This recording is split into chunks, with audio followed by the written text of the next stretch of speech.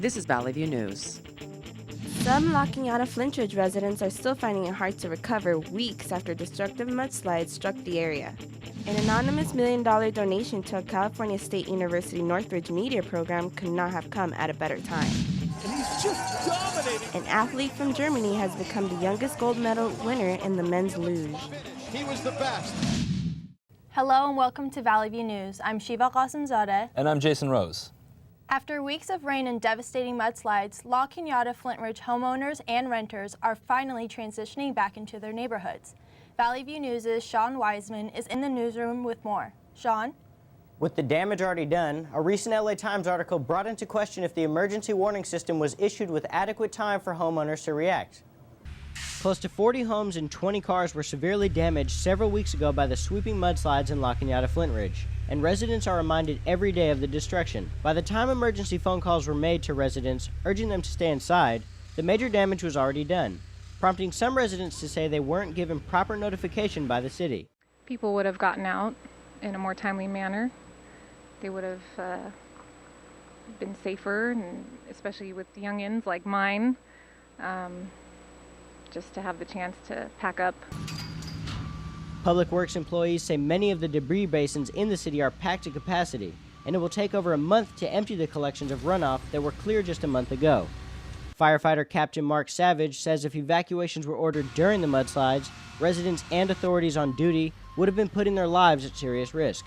Weather predictions are just that, unpredictable, and no one's got a crystal ball. We make the best decisions we can, and believe me, the last thing we want to do is have anybody in harm's way. Savage says that planning for the storm began long before the chaos it inflicted, and that because mudslides can't be seen coming, it makes them incredibly hazardous. Sandbags are still in place, street cleaners are still trying to sweep the streets clear of leftover mud, and bulldozers are helping remove the excess dirt left over all around. Firefighters say the hills in the area will need to grow significant vegetation before mudslides aren't a constant worry, something that will take time. Even though the sun is out now, authorities say it will be another 3 to 5 years before this area isn't prone to severe mudslide damage.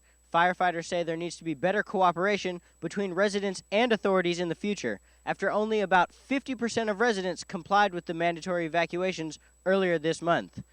La Cañada resident Scott McLean says he understands the reverse 911 system still has a few kinks, but still wanted better notification. It would have been nice to have a little more advanced warning than that. We were completely caught unaware that, the damage had already occurred and we'd already had mud and debris and things on the street. By the time the call finally did come in, we were already aware of it, so it was a little late to evacuate. In fact, it probably would have been dangerous at that point. Regardless of the emergency warning's timing, people who live in the mudslide-ruined areas will need time to clear out their homes. Unfortunately, some have homes that they won't be returning to anytime in the near future. Thank you, Sean. The U.S. military said 12 Afghan civilians were killed when 2 U.S. rockets hit a home in Marja. It happened in one of several battles that took place on the third day of a major offensive. American and Afghan forces have worked together to capture insurgents. Marines said their ability to fight back has been constrained by strict new rules. Under the rules, troops cannot fire at people unless they commit a hostile act or show hostile intent. The big offensive involves 15,000 U.S., Afghan, and British troops. It is the largest joint operation since the 2001 U.S.-led invasion of Afghanistan. NATO officials confirmed that 6 children were among the dead from the rocket that missed its target by 1/3 of a mile. U.S. Secretary of State Hillary Clinton says Iran may be moving toward a military dictatorship.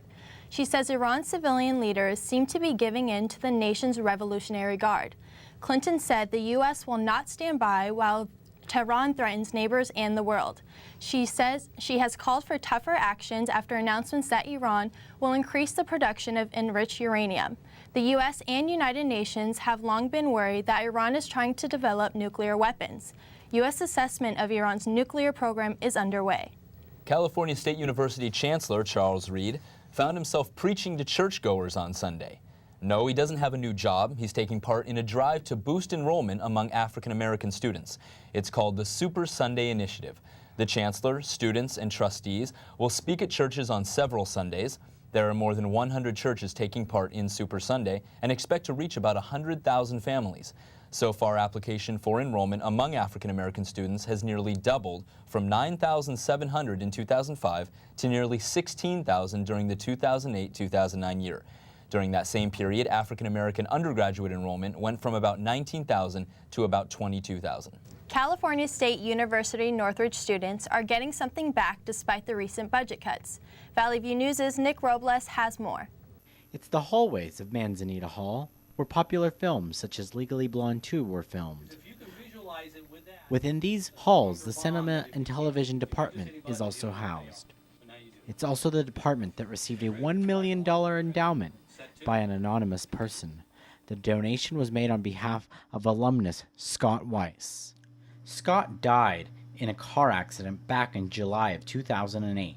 Scott was driving along Chandler Boulevard just east of Hazeltine Avenue when he lost control of his vehicle. Tema Willie is the department chair of the CTVA department. And he really found his place here. He kind of got turned on to his education here. He got focus for his career here. The $1 million endowment donated is separate from the scholarships that the CTVA department hopes to give out later this year. Those two $5,000 scholarships were from the same donor. The endowment money, however, will sit in a bank account, earning interest, and in many years from now, that interest will provide future scholarships for future CTVA students. I think the $1 million donation is great. It's really helping us out a lot. I think that it's something that is greatly appreciated from the students here at CSUN. Students will have to earn a minimum GPA of 2.5 to qualify for the scholarship. I would not hazard to guess why this particular donor chooses to be anonymous.